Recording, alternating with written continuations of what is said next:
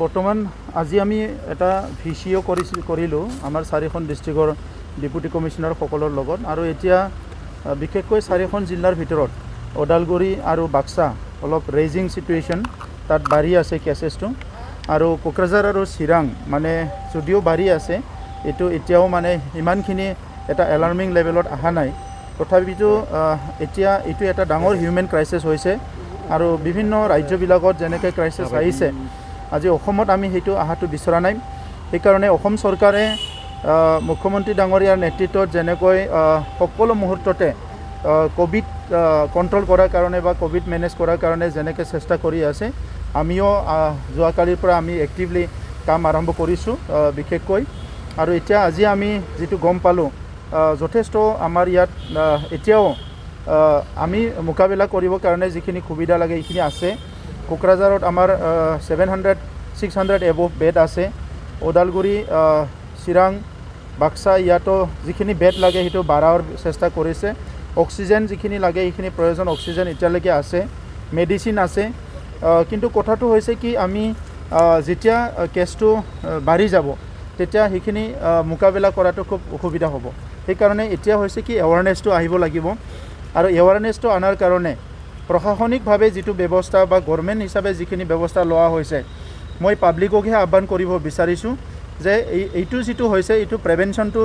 better then কিউৰ হ'ব কাৰণ কিউৰটো খুব মানে এটা লেভেলত খুব ৰিস্কি হয় তো সেইকাৰণে এতিয়া প্ৰিভেনশ্যন কৰাৰ কাৰণে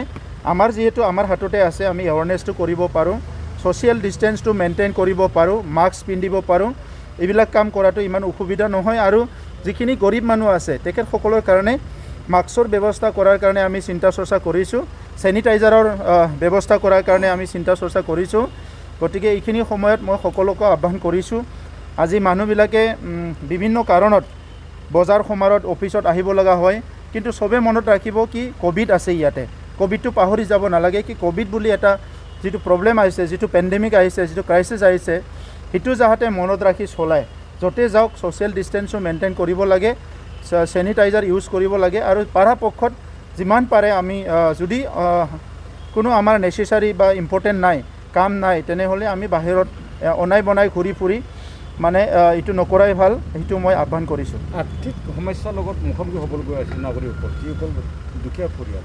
ব্যৱস্থা ল'ব বিচাৰিছে নিশ্চয় হ'ব ইয়াৰ কাৰণে অসম চৰকাৰে অতি শীঘ্ৰে কিছুমান হয়তো পেকেজ ডিক্লেয়াৰ কৰিব যোৱা সময়তো ভাৰত চৰকাৰে লকডাউনৰ সময়ত কিছুমান পেকেজ দিছিলে আৰু এতিয়াও মই আশা কৰোঁ অসমৰ মুখ্যমন্ত্ৰী ডাঙৰীয়াই সেইটো যদি আৰু ইয়াতকৈ আৰু ভয়াৱহ ৰূপ লয় বা সম্পূৰ্ণ লকডাউন কৰিব লগা হয় তেনেহ'লে নিশ্চয় দুখীয়া গৰীব মানুহৰ কাৰণে এটা আৰ্থিক কিবা এটা সাহায্য বা তেনেকুৱা কথা চিন্তা কৰিব এইটো মোৰ বিশ্বাস আছে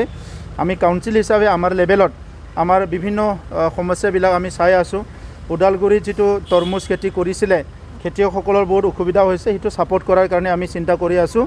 এতিয়া খেতিৰ সময় আহিছে কোভিডৰ চিটুৱেশ্যনতো খেতিটো কেনেকৈ কৰিব পাৰে ইয়াৰ কাৰণে আমি চিন্তা চৰ্চা কৰি আছোঁ আৰু যিখিনি ষ্টুডেণ্ট আমাৰ ভাৰ্নিকুলাৰ মিডিয়ামৰ বিভিন্ন চেণ্ট্ৰেল স্কুল কিবা স্কুল সেইবিলাকত অনলাইন ক্লাছেছ হৈ আছে কিন্তু য'ত অনলাইন ক্লাছ হোৱা নাই সেইখিনিতো আমি চিন্তা চৰ্চা কৰিছোঁ আমাৰ ষ্টুডেণ্টবিলাকে যাতে ৰেগুলাৰলি নিজৰ ষ্টাডিজটো ৰাখিব পাৰে ইয়াৰ কাৰণে কিছুমান ব্যৱস্থা কৰাৰ কাৰণে আমি চিন্তা চৰ্চা কৰিছোঁ আৰু সম্পূৰ্ণভাৱে আমি এতিয়া কোভিডৰ যিটো চেলেঞ্জেছ সেইটো আমি ফেচ কৰিবলৈ প্ৰস্তুত হৈ আছোঁ